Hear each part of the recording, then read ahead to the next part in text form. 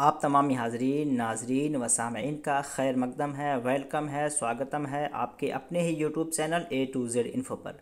दोस्तों, आज हम डिस्कस करेंगे सीटेट उर्दू लैंग्वेज के बारे में, जिसमें हम पेडागोजी के क्वेश्चंस देखेंगे। किसके?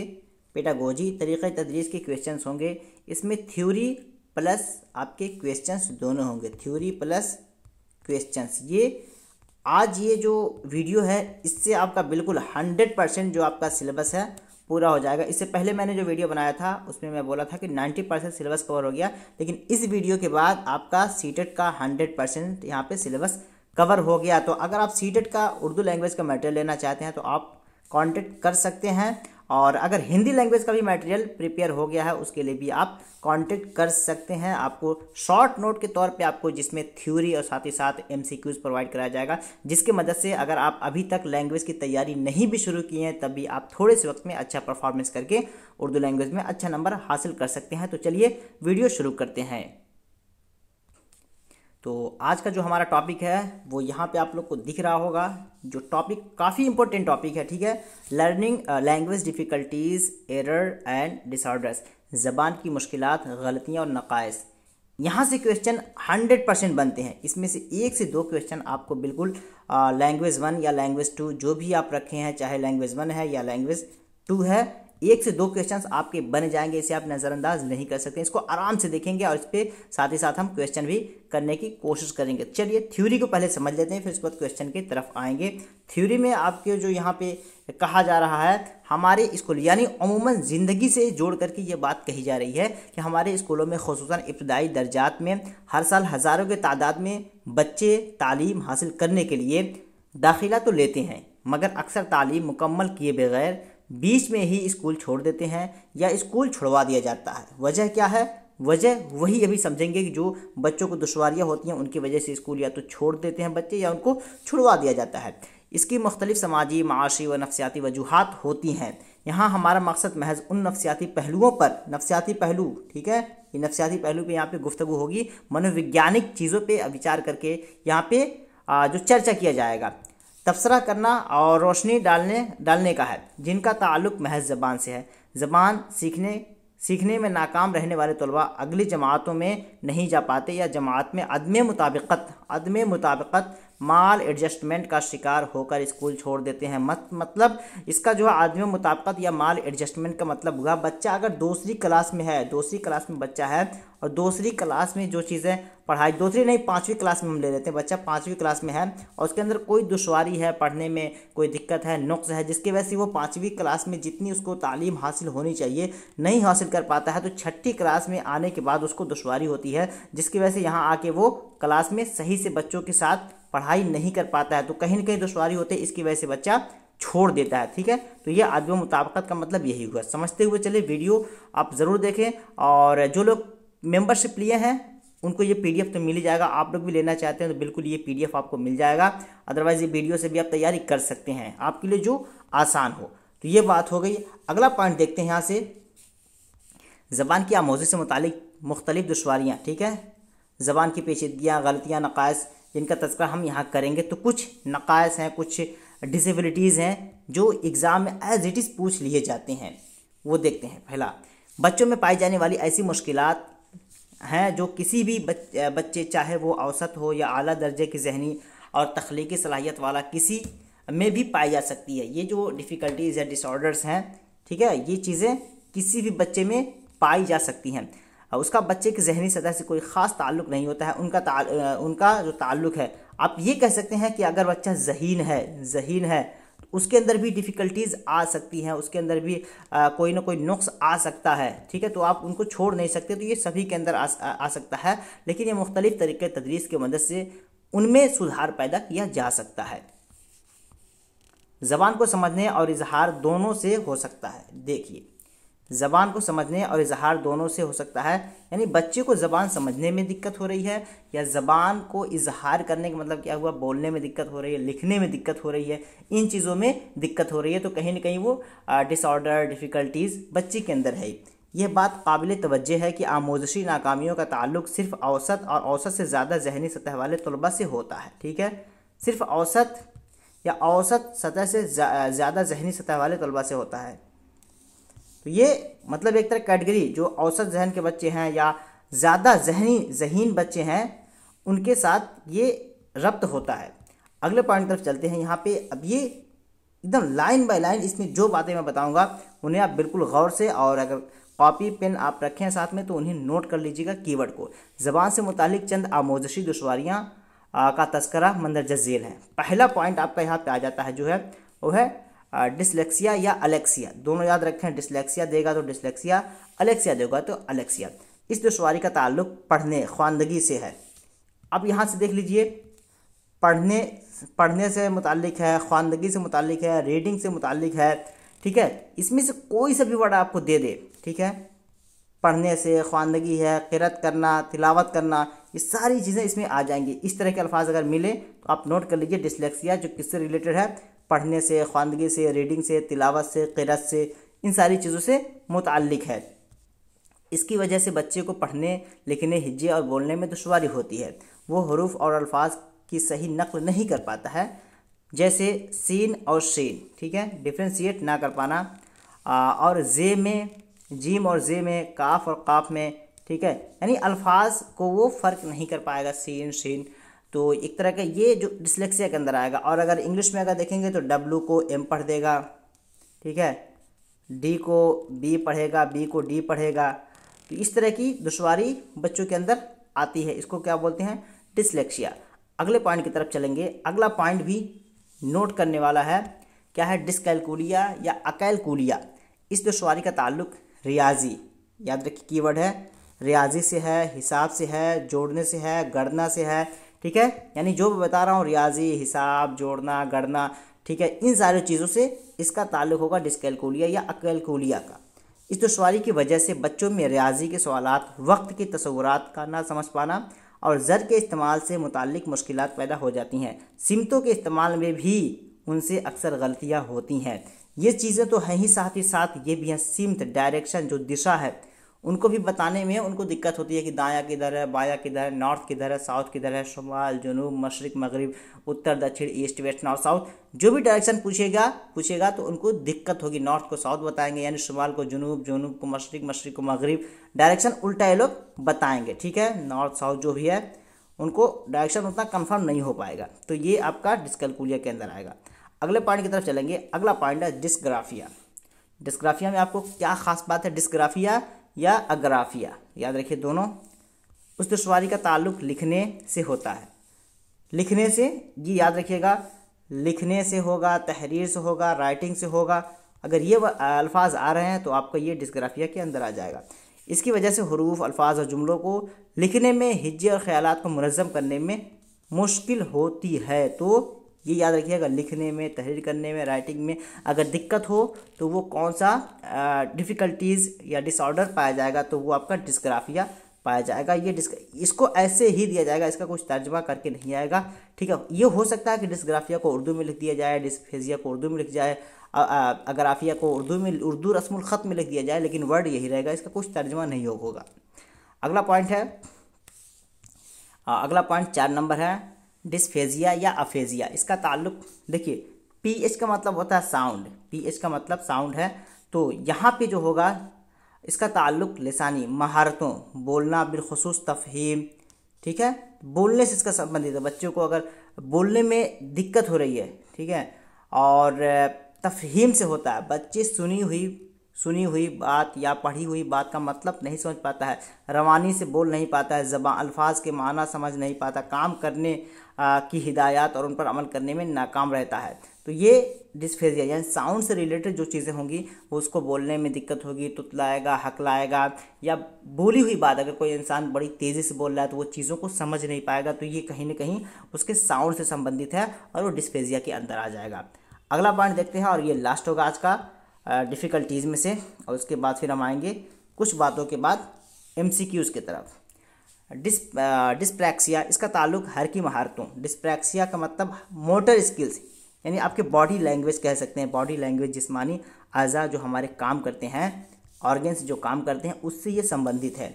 इसकी वजह से बच्चा उंगलियों, हाथों और आँखों के दरमियान रब्त कायम नहीं कर पाता, उसे पेंसिल पकड़ने, बटन लगाने, हाथ की महारत और तवाज़ुन में मुश्किल होती है। मान लीजिए हमको कोई बच्चा है उसको लिखना है कलम, ठीक है। इस तरह पेन उठाया कलम लिखने के लिए, लेकिन कलम लिखते वक्त ऐसे ऐसे से कुछ अल्फाज बन रहा है, ठीक है, ऐसे से बन रहा है, तो ये किसके अंदर आएगा, डिस्प्रैक्सिया के अंदर, ठीक है। और मान लीजिए उसको अगर अपने कुर्ते का जो है बटन बंद करना है तो बंद करते वक्त हाथ उसके हिलते हैं, तो ये इसी के अंदर आ जाएगा। बैलेंसिंग नहीं हो पाता है। नोट काफ़ी इंपॉर्टेंट होता है। अगर आप एनसीईआरटी की बुक पढ़ेंगे तो उसमें आपको जो कॉलम बना के साइड में चीज़ें होती हैं ना, वो बहुत ख़ास की बातें होती हैं, तो जहाँ पे नोट हो उसे पढ़ लेना चाहिए। मंदरजा बाला नकाइस वाले तलबा का इलाज नहीं हो सकता, इलाज नहीं हो सकता, इलाज नहीं हो सकता कि आप उन्हें दवा खिला के ठीक करा दें, ठीक है। इस्लाही तदरीस के तरीके यानी रेमेडियल टीचिंग की मदद से ऐसे बच्चे दीगर बच्चों के मसावी लाए जा सकते हैं। अगर उनको दिक्कत है पढ़ने में तो डिफरेंट तरीके से उनको पढ़ने के काबिल बनाया जा सकता है। माहिरीन नफ्सियात ने ऐसे बहुत से तरीक़ों के बारे में बताया है जिनसे बच्चों में उन नकाइस को कंट्रोल किया जा सकता है। दिक्कत है, तरीक़ा तदरीस की मदद से उन दिक्कतों को, परेशानियों को दूर किया जा सकता है। अगला पॉइंट देखते हैं, उसके बाद एमसीक्यूज़ की तरफ आ जाएंगे। ज़बान के नकाइस, लैंग्वेज डिसऑर्डर, तकरीरी नकाइस, ठीक। यहाँ दो चीज़ें हैं, एक ज़बान के नकाइस, दूसरा तकरीरी नकाइस। यानी एक ज़बान हो गया मुतलक और एक बोलना, ठीक है। ज़बान के अंदर तो बहुत सारी चीज़ें आ जाएंगी, जैसे लिखना, बोलना, पढ़ना, सुनना, ये सारी चीज़ ज़बान है।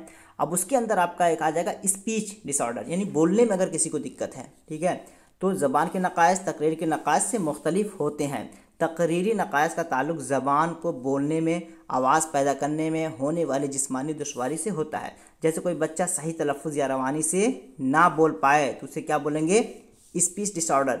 हकलाए या तुतलाए तो उसे तकरीरी खामी का नुक्स होता है, ज़बान से मुतालिक खामी का नहीं, ठीक है। अगर किसी इंसान को बोलने में दिक्कत हो रही है तो वो तकरीरी खामी उसके अंदर है, यानी स्पीच डिसऑर्डर है, लैंग्वेज डिसऑर्डर नहीं उसके अंदर। लैंग्वेज तो आपको पता है, मान लीजिए बहुत सारे ऐसे लोग होते हैं जिनकी अदब बहुत अच्छी होती है, वो लिख बहुत अच्छा लेते हैं, लेकिन बोलने में थोड़ी दिक्कत होती है, तो उनके पास ज़बान तो है लेकिन बोलने में दुश्वारी है, तो इसको आप स्पीच डिसऑर्डर का नाम दीजिए, ठीक है। लेकिन जब नुक्स दूसरे की ज़बान समझने या अपने ख़यालात के इजहार से जुड़ा हो, तो उसमें कोई खामी हो, तो उसे ज़बान का नुक्स कहते हैं, जैसा कि मंदरजा बाला मिसालों में दिया गया। तो ये मेरे ख्याल से ये क्लियर हो गया होगा। अगर नहीं क्लियर हुआ है तो आप ज़रूर क्वेश्चन डिस्क्रिप्शन बॉक्स में बोलिएगा। डिस्क्रिप्शन बॉक्स में आपको टेलीग्राम का लिंक मैंने दे दिया, वहाँ से आप टेलीग्राम ज्वाइन कर लीजिएगा, और जो चीज़ें होंगी मैं अपने टेलीग्राम पे शेयर करते रहता हूँ, वहाँ से आपको पता चल जाएगा। नोटिफिकेशन वगैरह जो आएगा एग्ज़ाम का, तो वो चीज़ें भी आपको वहाँ पता चल जाएंगी, तो आप ज़रूर जाके टेलीग्राम ज्वाइन कर लीजिएगा। अब चलते हैं एमसीक्यूज़ की तरफ। एमसीक्यूज़ ध्यान से आप लोग पढ़िए और इसका आंसर देने की कोशिश कीजिएगा। तलबा में रटने की आदत होने की वजह से उनकी तरक्की में क्या रुकावट पैदा होती है। रटने की आदत कीवर्ड है, बच्चा रटेगा तो क्या दिक्कत होगी, उनके जहन की नशोनुमा नहीं होती है, तलबा की खुद एतमादी ख़त्म हो जाती है, वो जमात के तदरीसी मशागिल से कट जाते हैं, वह पढ़ाई पर मुकम्मल तौर पर जहन नहीं लगाते हैं। तो क्या है, अगर बच्चे को रटने पे हम मजबूर कर दें, या बच्चा रट के एग्ज़ाम पास कर ले, या रट के वो क्लास की टीचर को बातें सुना दे, तो क्या नुक्स होगा। सबसे ज़्यादा नुकसान क्या होगा, ऑप्शन ए अगर देखेंगे, उनके जहन की नशोनुमा नहीं होगी, मेंटल डेवलपमेंट, ठीक है, मानसिक विकास नहीं हो पाएगा। तो ऑप्शन ए बिल्कुल इसका सही जवाब हो जाएगा। अगले सवाल की तरफ चलते हैं। अगला सवाल है क्वेश्चन नंबर 2। क्वेश्चन नंबर 2 में कहा जा रहा है हिंदुस्तानी बच्चों को सीखने की ज़रूरत है। हिंदुस्तानी बच्चों की बात हो रही है, क्या सीखने की ज़रूरत है ये आपको बताना है। मादरी ज़बान और इलाक़ाई ज़बान, मादरी ज़बान, अंग्रेज़ी ज़बान, कोई 3 ज़बान बताएं। आपका कोठारी कमीशन से आप दिमाग लगाइए, या कुल्लू मैं दे दिया हूँ, बिल्कुल यहाँ पे आपका जो राइट आंसर होगा, कोई 3 ज़बान आपको सीखना है, ठीक है। ये कोठारी कमीशन और NEP 2020 भी इसको बोला है, तो ये कोई 3 ज़बान आपको सीखनी है। हिंदुस्तानियों के लिए ये बात कही गई है, तो आपका यहाँ पे डी सही हो जाएगा। अगले सवाल की तरफ चलेंगे। अगला सवाल आपका है, एक जामे क्लास, पहली बार चैनल पे आ गए हैं तो आप ठीक जगह आ गए हैं, ठीक है। आपको यहाँ से सीटेट की तैयारी हो जाएगी। मैं कोशिश करूँगा उर्दू, हिंदी, इंग्लिश और उसके बाद EVS के भी क्लासेस स्टार्ट करूँ, उसका भी मटेरियल आपको प्रोवाइड करवाऊँ बहुत ही मुख्तसर रेट में, ठीक है, बहुत ही मुख्तसर, यानी आपको 100 रुपीज़ में सारा मटेरियल आपको मिलता रहेगा, मतलब इतने कम कीमत में कहीं मिल ही नहीं सकता आपको, ठीक है। मेरा उद्देश्य क्या है कि आप सीटेट किस तरह क्वालिफाई कर जाएं और ताकि आप टीचिंग जो जॉब के लिए एलिजिबल हो जाएं। तो मैं मुख्तसर कीमत के साथ आपको प्रोवाइड करने की कोशिश करता हूं, क्योंकि मेहनत बहुत लगती है इसको तैयार करने में, फिर भी उन चीज़ों को नज़रअंदाज करके मैं मुख्तसर कीमत में उसको मुहैया कराने की कोशिश करता हूं। 3 नंबर देखते हैं, मुनासिब ज़बान। पहला है एक जामे क्लासरूम में ज़बान की तालीम के लिए चैलेंज में से है, यानी ज़बान के क्लास में, ठीक है, जो चैलेंजेस आते हैं उनमें से एक कौन सा चैलेंज है जो आपको सामना करना पड़ता है। मुनासिब ज़बान सीखने के माहौल की तरक्की की नाकामी, सीखने के लिए मुनासिब मवाद की कमी, तलबा की सलाहियत में इजाफे की तजवीज़, तलबा के दरमियान नाबराबरी का शऊर। पहले सवाल समझ लीजिए, उसके बाद आंसर आप आसानी से कर पाएंगे। एक जामे क्लासरूम में ज़बान की तालीम के लिए चैलेंजेस में से है। देखेंगे, सीखने के लिए, ये आंसर नहीं है, मैं बता रहा हूँ, अभी सुन लीजिए। सीखने के लिए मुनासिब मवाद की कमी, ये गलत है। हर जगह आपको अगर आपको मवाद खूब दे दिया जाए, किताब दे दी जाए, लेबोरेटरी दे दी जाए, तजुर्बा गाह दे दी जाए, सब कुछ दे दिया जाए, जो कि आप ज़बान सीख लेंगे, नहीं। तलबा की सलाहियत में इजाफे की तजवीज़, ये भी नहीं। आप यहाँ पे देखेंगे, यहाँ पे जब तक आपको माहौल नहीं मिलेगा, मुनासिब ज़बान सीखने के माहौल की तरक्की की नाकामी, तब तक आप ज़बान नहीं सीख पाएंगे। तो ये आपका यहाँ पे सही हो जाएगा। एक तरह का चैलेंज होता है। अगले सवाल की तरफ चलेंगे। अगला सवाल है आपका क्वेश्चन नंबर 4। क्वेश्चन नंबर 4 में कहा जा रहा है कि अगर तलबा को ऐसी ज़बान के ज़रिए पढ़ाया जाए जिस पर वो अच्छी तरह दस्तरत नहीं रखते हैं, ठीक है, तब क्या होगा। मान लीजिए बच्चे को उर्दू हिंदी आती है, लेकिन हम उसको तमिल या मलयालम में पढ़ाएंगे तो क्या दिक्कत आ सकती है। आप खुद इसका जवाब सोच सकते हैं कि क्या हो सकता है, बताएं। तो यहाँ पे अगर ऑप्शंस आप देखेंगे तो ऑप्शन में जो बात कही गई, अच्छी तरह से जहन लगाना मुमकिन नहीं है। तलबा रटने और याद रखने की आदत को बढ़ा देते हैं। तलबा की दिलचस्पी पढ़ाई से ख़त्म होने लगती है। इनमें से सभी बिल्कुल ठीक है, सब कुछ होगा इसमें। जितनी बातें कही गई हैं सब इसमें पाया जाएगा कि अगर उसको ऐसी ज़बान में पढ़ाया जाए जो बच्चा ज़बान नहीं जानता है। तो ऑप्शन डी आपका सी हो जाएगा। अगले सवाल की तरफ चलेंगे। अगला सवाल है क्वेश्चन नंबर 4। क्वेश्चन नंबर 4 में कहा जा रहा है, तलबा को ज़बान सिखाते वक्त उसके अंदर तलफ़्फ़ुज़ की तफ़हीम में कमी हो जाती है, उससे कैसे बचा जा सकता है। तलफ़्फ़ुज़ की कमी, उच्चारण, ठीक है, उच्चारण उसका अच्छे से नहीं हो पाता है। तलफ़्फ़ुज़ की तफ़हीम में कमी आ जाए अगर, तो उसके लिए आप क्या करेंगे ऐसी हालत में। ऑप्शंस यहाँ देखेंगे तो डायरेक्ट मैं बता दूँ यहाँ पे, ठीक है।